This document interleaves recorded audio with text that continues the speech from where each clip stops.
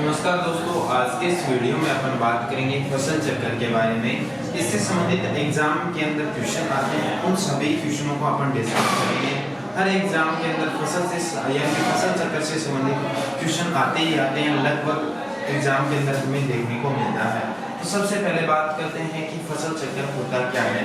देखिए दोस्तों, यहाँ पे एक निश्चित क्षेत्र के अंदर अपन बात करें, हमारे सामने एक निश्चित क्षेत्र है।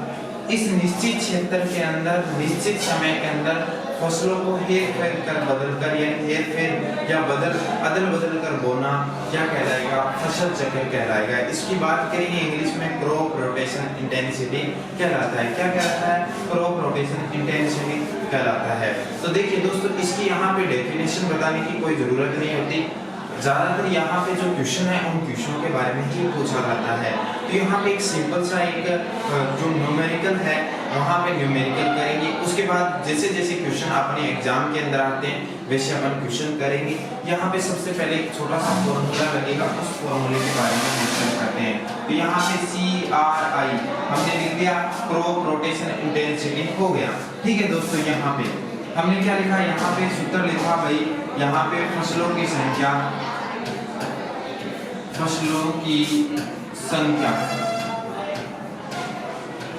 ठीक, और नीचे है फसल चक्र का समय, फसल चक्र का समय या वर्ष। ठीक है, इसको वर्ष भी लिख सकते हो, इनटू 100। ये रहता है न्यूमेरिकल का फॉर्मूला।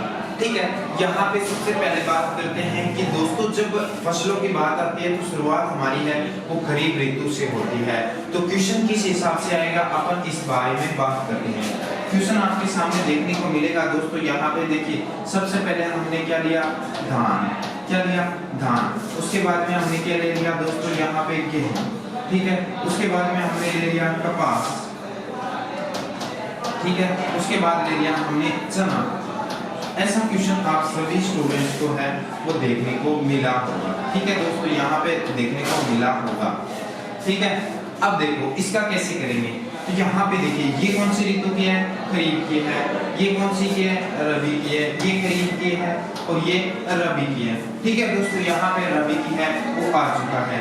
अब क्वेश्चन का जो फॉर्मूला है, फॉर्मूला क्या कह रहा है? फसलों की संख्या। देखिए, फसल 1, 2, 3 और 4। क्या आ गई? 4 आ गई हमारे सामने। क्या हुआ दोस्तों? यहाँ पे 4 आ गई। न्यूमेरिकल हम यहाँ पे कर लेते हैं, 4 लिख लिया हमने। यहाँ पे लिख लिया दोस्तों। यहाँ पे देखिए 4 लिख लिया हमने। यहाँ पे देखिए, यहाँ पे थोड़ा सा सही लिखा नहीं था, अभी लिख दिया। यहाँ पे 4 लिख दिया। अब देखिए दोस्तों, यहाँ पे क्या फसल चक्र का समय या वर्ष क्या हुआ? देखो दोस्तों, यहाँ पे खरीफ और रबी है वो कितने वर्ष में हो गई?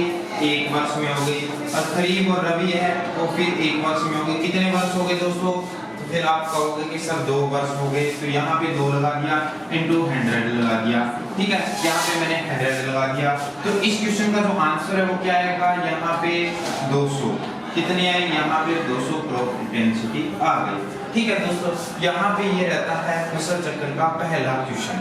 अब सेकंड क्वेश्चन क्या कहता है भाई? देखिए, सेकंड क्वेश्चन ये कह रहा है कि हरी खाद में, यानी कि हरी खाद को फसल में गिनती नहीं की जाती परंतु समय में गिनती की जाती है। क्वेश्चन हमारे सामने ऐसा क्वेश्चन आया हुआ है कि देखिए, हरी खाद की फसल में गिनती नहीं परंतु समय में गिनती।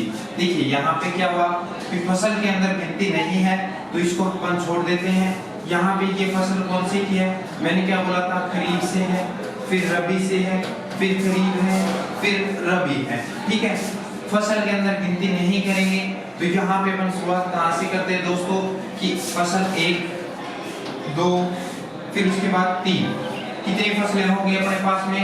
न्यूमेरिकल क्या कह रहा था? न्यूमेरिकल का फॉर्मूला ये कह रहा था कि फसलों की संख्या बटे फसल चक्र का समय इनटू 100। क्या कह रहा था? भी सबसे पहले यहाँ पे हमारा सूत्र है, उस सूत्र के अकॉर्डिंग क्या होगी? फसलें कितनी हो गई हमारे पास में? 3 फसलें हो गई। ठीक है दोस्तों, यहाँ पे उसके बाद क्या बोला है कि समय में गिनती करते हैं। समय में गिनती करेंगे, 1 वर्ष ये, दूसरा वर्ष ये, तो कितने वर्ष हो गए? 2 × 100। अपने पास में आंसर क्या आ गया? दोस्तों अपने पास में आ गया 150 यानी कि 150 आंसर आ गया। इस क्वेश्चन का जो आंसर है वो क्या हो गया, 150 हो गया। ठीक है दोस्तों, अब नेक्स्ट क्वेश्चन आता है। नेक्स्ट क्वेश्चन क्या कहते हैं, विपणत। पढ़त क्या होता है, पढ़त के बारे में बात करते हैं। तो दोस्तों जैसे हम क्या कई बार क्या होता है, खाली पड़ी भूमि खाली रख देते हैं भूमि को, तो यानी कि खाली रख देते हैं यानी कि उसमें कोई भी फसल नहीं बोते हैं, तो उस फसल का यहाँ पे पढ़त नाम लिखा गया है। तो पढ़त को समय में गिना जाता है, परंतु यहाँ फसल में गिनती नहीं होती। क्या हुआ, फसल में गिनती नहीं होती। धान कौन से का हो गया, खरीफ का हो गया। दोस्तों मैंने क्या बोला था, खरीफ से शुरुआत होती है तो खरीफ हो गया, फिर रबी हो गया, फिर खरीफ हो गया और फिर रबी हो गया। ठीक है दोस्तों, क्या बोला मैंने, देखो पढ़त को समय में गिनती है, समय में गिनती है परंतु फसल में गिनती नहीं। फसल क्या हमारे सामने 1 2, यहाँ पे फसल नहीं गिनेगी तो ये नहीं होगी, 3 फसलें। अपने पास में क्या होगा दोस्तों, यहाँ पे फसलें अपने पास में क्या है, 3 फसलें हो गई।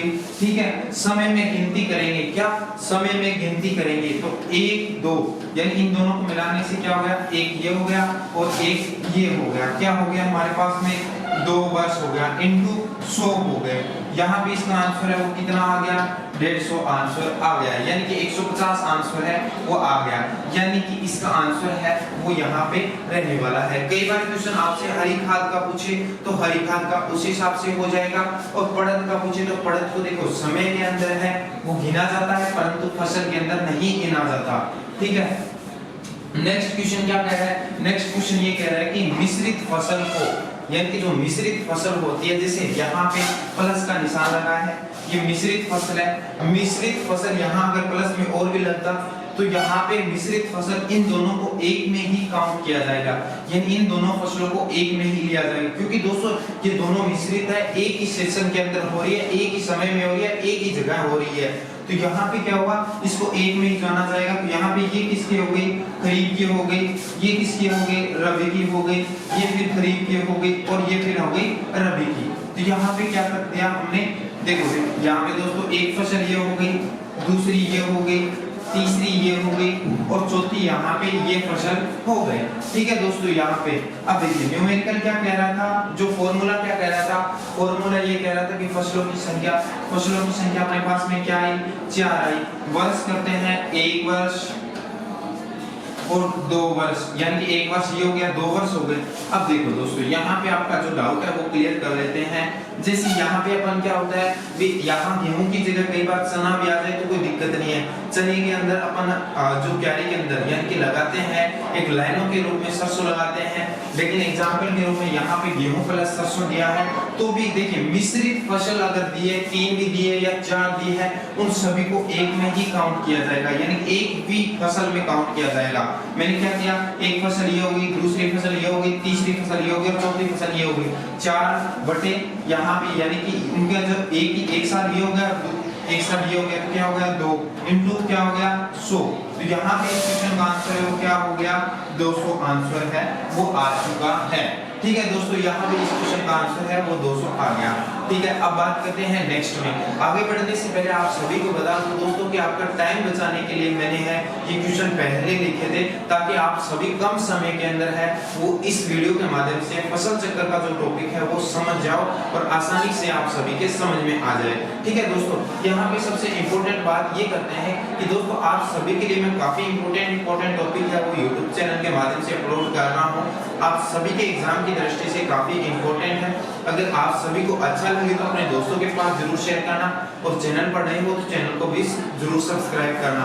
तो यहाँ पे देखिए बात करते हैं, गन्ना 1 वर्षीय है। आप सभी को पता है कि जी सर हमें भी पता है कि गन्ना 1 वर्षीय है, लेकिन गन्ने की उसी फसल से पेढ़ी या उसको दूसरा नाम है वो रेटून।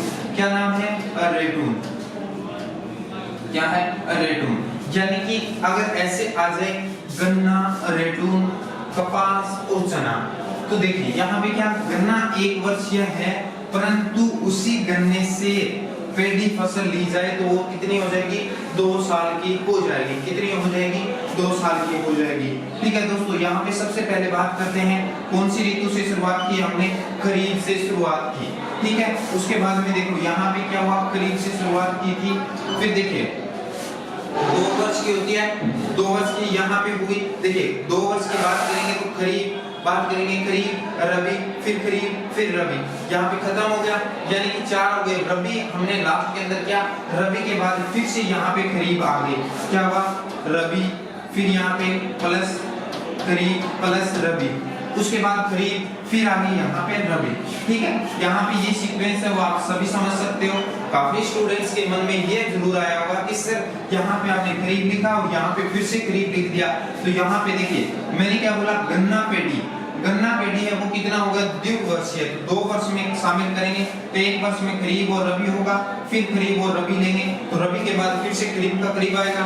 आप बोलोगे जी सर आएगा, तो यहाँ पे इसे हो जाएगा। ठीक है, यहाँ पे अपन बात करते हैं, गन्ना पेटी है, यहाँ पे एक फसल होगी, एक ही फसल होगी, यानी उसी फसल से ले रहे हैं, एक फसल ये होगी, दूसरी फसल ये होगी और तीसरी फसल ये हो गई।